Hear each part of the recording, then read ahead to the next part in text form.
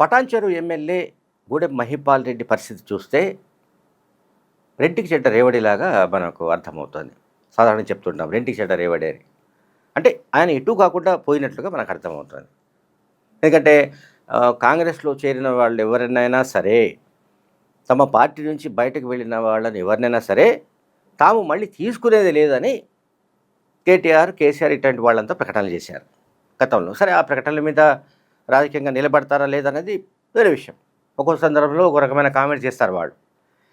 అంటే ఉన్నవాళ్ళు బయటికి పోకుండా అడ్డుకోవడానికి అదొక స్కీమ్. రెండోది, బయటకు పోయిన వాళ్ళు వీళ్ళంత త్వరగా మళ్ళీ రావాలని కూడా అందులో ఆ స్కీమ్లో ఉండి ఉంటుంది. పటాన్చెరు ఎమ్మెల్యే ఏం చెప్పాడు ఈ మధ్య మనం అందరం చూసాం వీడియోలో. ఆయన ఓపెన్గా సభలోనే మాట్లాడాడు.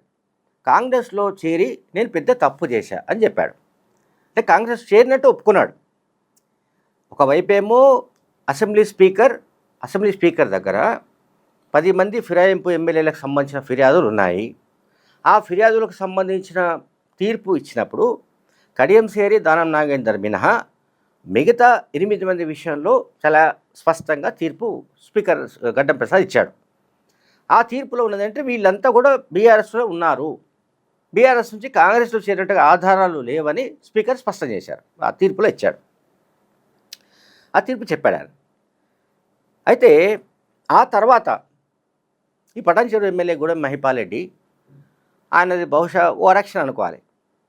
కాంగ్రెస్లో చేరి నేను చాలా పెద్ద తప్పు చేశా, నాకు వెంట్రుక మందం కూడా ఎటువంటి ప్రయోజనం కలగలేదు అని ఆయన సెన్సేషన్ కామెంట్స్ చేశాడు.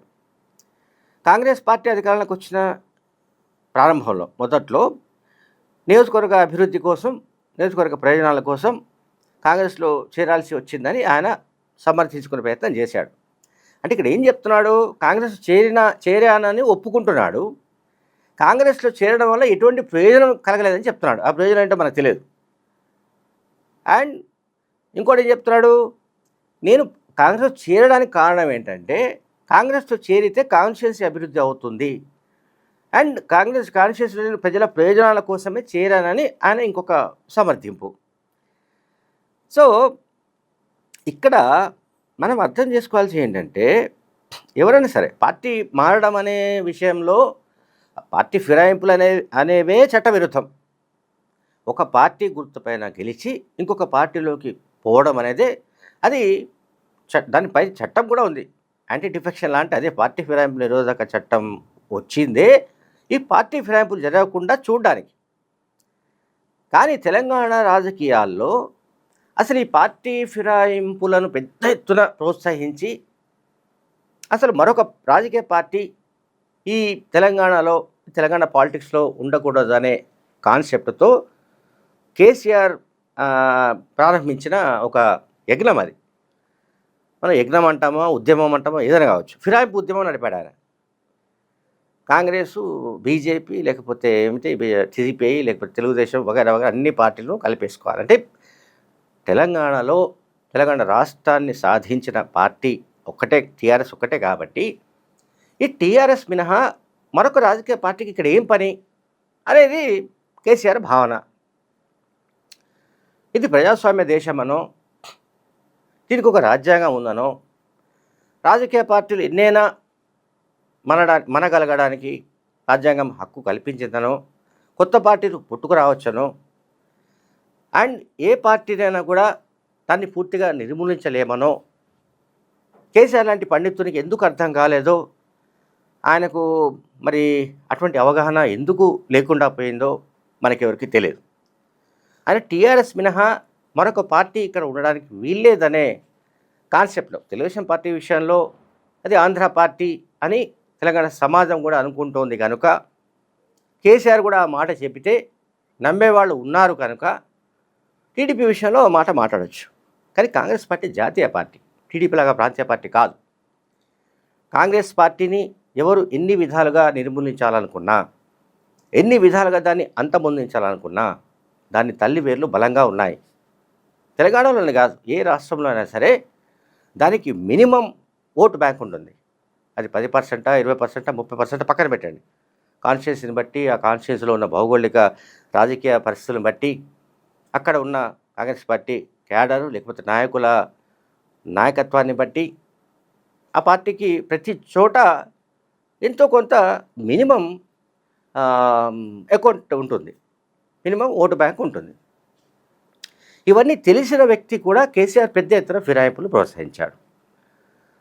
ఎప్పుడైతే కాంగ్రెస్ అధికారంలోకి వచ్చిందో అదే ఫార్ములాను అమలు చేయడానికి 10 మంది దాంట్లోకి దూకారు, కాంగ్రెస్కి వెళ్ళారు. కాంగ్రెస్లోకి వెళ్ళిన వాళ్ళు ఇప్పుడు మహిపాల్ రెడ్డి చెప్పింది మనం విన్నాం, అభివృద్ధి కోసం వెళ్ళారు. అప్పుడు కాంగ్రెస్ నుంచి కానీ తెలుగుదేశం నుంచి కానీ ఇంకొక పార్టీ నుంచి కానీ ఎవరైతే టీఆర్ఎస్లో చేరారో వాళ్ళు అప్పుడు చెప్పింది కూడా అదే, మేము అభివృద్ధి కోసమే పార్టీలో చేరాం. సేమ్ ఫార్మేట్, అందరి ఫార్మేట్ ఒకటే. ఎవరు రాజీనామా చేసి బీఆర్ఎస్లో చేరినా ఒకటే ఫార్మేట్, ఒకటే పారాగ్రాఫ్.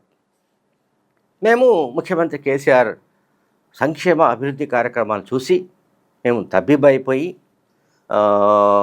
మేము ఈ పార్టీలో చేరుతున్నామని చెప్పడం, లేదా శాసనసభాపక్షంగా మొత్తం విలీనం కావడం, ఇవన్నీ జరిగాయి. దీని తర్వాత జరిగిన పరిస్థితి ఏంటంటే ఇప్పుడు కొంతమంది లైక్ గూడెం మహిపాల్ రెడ్డి లాంటి వాళ్ళు రెంటికి చెడ్డ రేవడిగా మారే ఛాన్సెస్ ఉంటాయి. ఇప్పుడు ఇటువంటి వాళ్లకు కాంగ్రెస్ టికెట్ వచ్చే అవకాశం లేదు. అట్లాగే బీఆర్ఎస్ పార్టీ టికెట్ ఇస్తుందా లేదంటే అదొక అనుమానం. అంత సులభంగా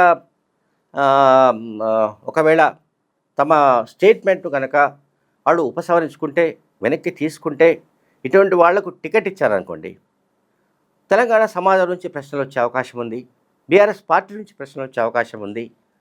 మరి మీరు మొన్న అన్నది ఏమిటి, ఇప్పుడు చేస్తున్నది ఏమిటి? పార్టీ నుంచి వెళ్ళిన వాళ్ళకి ఎవరిని మళ్ళీ మేము తలుపులు తెరవము, మొత్తం తలుపులు వేసేసాము, తాళాలు వేసేసాము, ఎవరిని రావడానికి వీల్లేదు, మేము కొత్త రక్తం తయారు చేస్తున్నాము, కొత్త ప్రొడక్ట్స్ తయారు చేస్తాము, మాదొక పెద్ద ఫ్యాక్టరీ, ఎర్రవెల్లిలో ఒక పెద్ద ఇండస్ట్రీ, అది ఎవరైనా సరే సులభంగా తయారు చేసి పారేస్తాము, నాయకులు మేమే తయారు చేసుకుంటాము, యువ రక్తం వస్తుంది, కొత్త నాయకులు పుట్టుకొస్తారు, వాళ్ళనే మేము అభ్యర్థులు నిలబెడతాము, లేకుంటే కేసీఆర్ బొమ్మ చూసి ప్రజలు ఓట్లు వేయాల్సిందే, ఈ రకమైన రకరకాల కామెంట్లు అవన్నీ చేస్తుంటారు బీఆర్ఎస్ వాడు. ఇప్పుడు ఇక్కడ గూడెం మహిపాల్ రెడ్డి చేస్తున్న ప్రకటనలు ఏమిటి? గూడెం మహిపాల్ రెడ్డి రాజకీయ భవిష్యత్తు ఏమిటి? గూడెం మహిపాల్ రెడ్డిని అంత సులభంగా బీఆర్ఎస్ పార్టీ చేర్చుకుంటుందని అనుకోవడానికి లేదు. ఒకవేళ అనుకుంటే ఆ రకంగా వ్యవహారం చేస్తే ఖచ్చితంగా ఇబ్బందే, పార్టీకి ఇబ్బంది, బీఆర్ఎస్ పార్టీకి ఇబ్బంది. ఎందుకంటే ఇటువంటి వాళ్ళు ఇంకా చాలామంది ఉన్నారు. ఇప్పుడు ఆ చేరిన 10 మందిలో మరి అందులో ఎంతమంది మళ్ళీ బీఆర్ఎస్ వైపు వస్తారో తెలియదు, లేకుంటే రారో తెలియదు. లేదా ఎన్నికల నాటికి ఇప్పుడు ఆల్రెడీ ఉన్న వాళ్ళలో ఇప్పుడు వాళ్ళు గెలిచింది 39 మంది, 39లో మళ్ళీ 2 పోయాయి మైనస్, ఒకటి కంటోన్మెంట్ అండ్ ఒకటి జూబ్లీహిల్స్. 2 ఉప ఎన్నికల్లో కూడా కాంగ్రెస్ ఆ 2 సీట్లను గెలుచుకోవడం ద్వారా 2 మైనస్ అయిపోయి 39 నుంచి నంబర్ 37కి వచ్చింది. ఆ 37లో 10 మంది కాంగ్రెస్ చేరడం వల్ల ఇంకా మిగిలింది 27 మందే. ఈ 27లో కూడా వీళ్ళందరూ పార్టీని పట్టుకొని ఉంటారనో లేదా వీళ్ళకు మళ్ళీ టికెట్లు పార్టీ ఇస్తుందనో ఈ గ్యారంటీ కూడా లేదు. బీఆర్ఎస్ పార్టీలో ఎప్పుడు ఏదైనా మిరాకిల్ జరగవచ్చు, అద్భుతాలు జరగవచ్చు, మనం చెప్పడానికి లేదు. సో ఈ నేపథ్యంలో మనం గూడెం మహిపాల్ రెడ్డి ఇష్యూ తీసుకుంటే, గూడెం మహిపాల్ రెడ్డి ఖచ్చితంగా ఆయన పరిస్థితి అయితే రెంటికి చెడ్డ రేవడి, ఆయన ఎటు కాకుండా పోయే పరిస్థితులు ఉన్నాయి.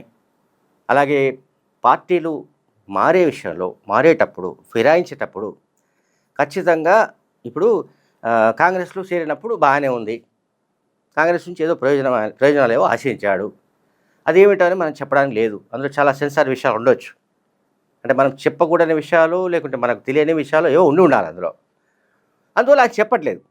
బట్ కాంగ్రెస్లో నేను ఏవైతే ప్రయోజనాలు ఆశించానో అవి నెరవేరాలని చెప్తున్నాడు ఓపెన్గా. కనుక మళ్ళీ నేను బీఆర్ఎస్ పార్టీలోకి వెళ్తానో, నేను కాంగ్రెస్ చేరడం వల్ల పెద్ద తప్పు చేశానో ఆయన పశ్చాత్తాపం ప్రకటించడానికి ప్రయత్నించాడు. Thank you very much.